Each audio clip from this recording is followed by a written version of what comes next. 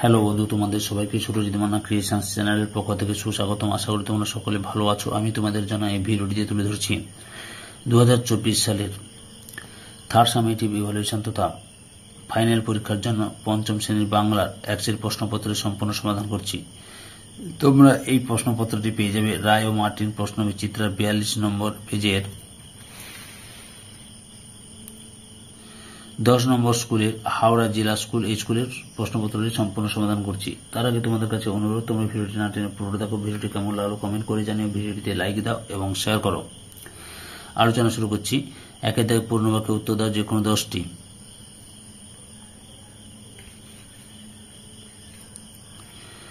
এক দশমিক একে দাগে মহাত্মা গান্ধীর কথা গল্পটি কে লিখেছিলেন? উমাশঙ্কর যোশী। 1.2 দাগে স্কুলের ইন্সপেক্টরের নাম কি ছিল? Mister guys. 1.3 দাগে ঝমঝম বর্ষা কতদিন ধরে চলছিল? 15 দিন। 1.4 দাগে দুই বন্ধু ঘুড়ি কাকে নিজেদের সহায় বলে মনে করেছিল? আকাশকে। 1.5 দাগে একলা কবিতাটি শঙ্কর ঘোষের কোন কবিতার বই থেকে নেওয়া হয়েছে? আমায় তুমি লক্ষ্মী বলো। 1.6 দাগে নেপাল কি কি মাছ পেয়েছিল? পুঁটি মাছ, বেলে মাছ। 1.7 দাগে কুমড়ো নিয়ে কে ক্রিকেট খেলে? রাজার পিসি। 1.8 দাগে কোন পথে সহজেই গড়িয়ে পড়া যায়? রেল। যে পথে পিছলে পড়ার ভয় নেই। 1.9 দাগে বন্য জীবজন্তুদের সাথে মানুষের তফাৎ কি? বন্য জন্তুরা বনে থাকে আর মানুষ লোকালয়ে বাস করে। বুঝতে পেরেছ? বন্য জন্তুরা বনে থাকে আর মানুষ লোকালয়ে বাস করে। 1.10 দাগে কুড়োরামের বাবার নাম কি ছিল? দিনু ভট্টাচার্য।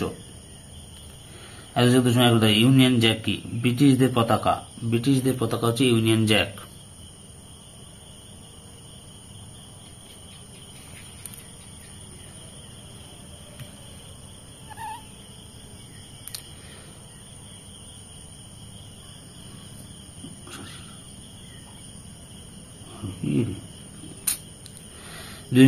দুই দাগে নিচের প্রশ্নগুলি নিজের ভাষায় উত্তর দাও। 2.1 দাগে এদেশে রাজত্ব করতে এসে তাদের স্পর্ধা আকাশ ছুঁয়েছে।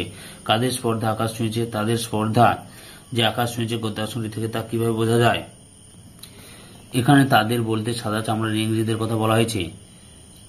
তাদের স্পর্ধা কিভাবে আকাশ ছুঁয়েছিল? না, এদেশে রাজ্যপাল চলাকালীন ভারতবাসীর শ্রমের ফল কেবল ব্রিটিশ ভোগ করেছে। প্রতিবাদে ভারতীয়রা অকথ্য অত্যাচার সহ্য করেছে।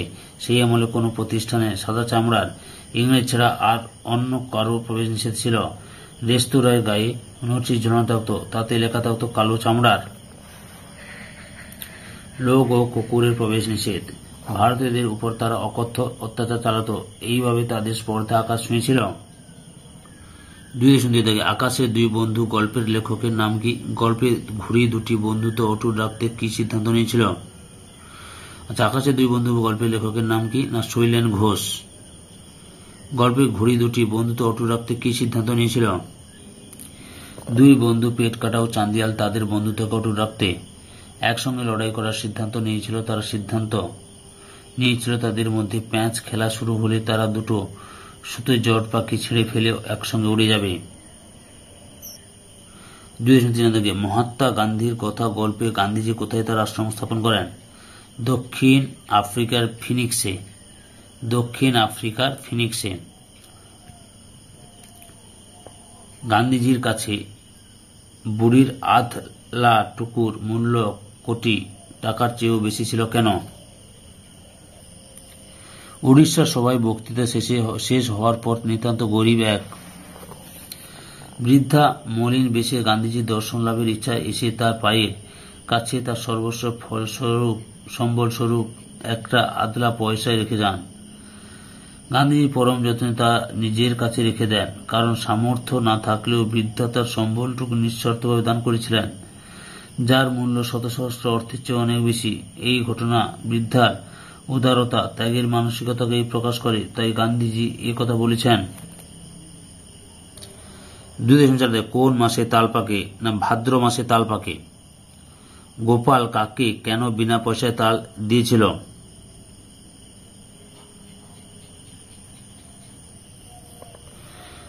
গোপাল জটি পিসিমাকে বিনামূল্যে তাল দিতে দিয়েছিল, কারণ তাল নবমীর ব্রত উপলক্ষে নিমন্ত্রণ পাওয়ার আশায়। কারণটি হচ্ছে তাল নবমীর ব্রত উপলক্ষে নিমন্ত্রণ পাওয়ার আশায়। 2.5 থেকে বইয়ের যত্ন নিতে কি কি করা উচিত? বই যেখানে রাখবে সেই জায়গাটা ভালো করে দেখে নেবে। সেখানে জল, তেল বা চটচটে কোনো জিনিস থাকলে তার উপরে বই রাখবে না, নইলে বই নষ্ট হবে। ময়লা হাতে বই ধরবে না। খেতে খেতে বই পড়বে না, নইলে পাতায় দাগ পড়বে আর পরে পাতা নষ্ট হয়ে যাবে। বইয়ের কোণ বা পাতা মুড়বে না বা ভাঁজ করবে না, এই জন্য বইয়ের পাতা কেটে যায়। বইয়ের পাতায় অযথা দাগ কাটবে না। যদি খুব দরকার কিছু লিখতে হয় তাহলে পেন্সিলে লিখবে। বই লেখার অবস্থা খোলা অবস্থায় উল্টে রাখবে না। বইয়ের মধ্যে পেন্সিল, পেন বা রবার জাতীয় কোনো জিনিস রেখে বই মুড়ে রাখবে না, এতে বইয়ের বাঁধার নষ্ট হয়ে যেতে পারে। অন্ধকারে বা খুব কম আলোয় কষ্ট করে বই পড়বে না, এতে চোখের ক্ষতি হবে। বই রোদে দিয়ে শুকোবে না। বইয়ের পাতায় সরাসরি রোদ পড়লে পাতা গুঁড়ো গুঁড়ো হয়ে ভেঙে যাবে। 3 থেকে অর্থ লেখো। 3.1 উদ্ধৃত কোনো রচনা থেকে নেওয়া, কোনো রচনা থেকে নেওয়া। তারপরে হচ্ছে যজমান, যিনি যজ্ঞ করান। চড়াই, নিচ থেকে উপরে ওঠার রাস্তা, খাড়া রাস্তাকে চড়াই বলে। নিচ থেকে উপরে ওঠার খাড়া রাস্তা। গোলাম, ভৃত্য। 4 থেকে বিপরীত শব্দ লেখো। উন্নতি, অবনতি, অনুকূল, প্রতিকূল, অসহায়, সহায়, আনন্দ, দুঃখ। 5 থেকে বাক্য রচনা করো। ব্যায়াম, প্রত্যেক মানুষের নিয়মিত ব্যায়াম করা দরকার। প্রত্যেক মানুষের নিয়মিত ব্যায়াম করা দরকার। 6 থেকে ক্রিয়ার রূপ অনুযায়ী শূন্যস্থান পূরণ করো। 6.1 ড্যাশ বাড়িতে আছেন, তিনি বাড়িতে আছেন। 6.2 আমার কথা কি ড্যাশ শুনতে পাচ্ছিস, তুই শুনতে পাচ্ছিস। 7 থেকে পুরুষ অনুযায়ী শূন্যস্থানে ক্রিয়া বসাও। 7.1 আমরা এখন খুব ব্যস্ত ড্যাশ আছি। 7.2 তিনি আগামী সপ্তাহে ড্যাশ যাবেন, ঘুরতে যাবেন। 8 থেকে মিষ্টি কবিতাটি কবির নাম সহ 9 লাইন লেখো। এটা তোমাদের পাঠ্য বইতে আছে, ওখান থেকে লিখে নিও। তোমাদের পাঠ্য বইতে আছে, ওখান থেকে লিখে নিও। ওকে, সম্পূর্ণ ভিডিওটি দেখার জন্য তোমাদের সবাইকে অসংখ্য অসংখ্য ধন্যবাদ।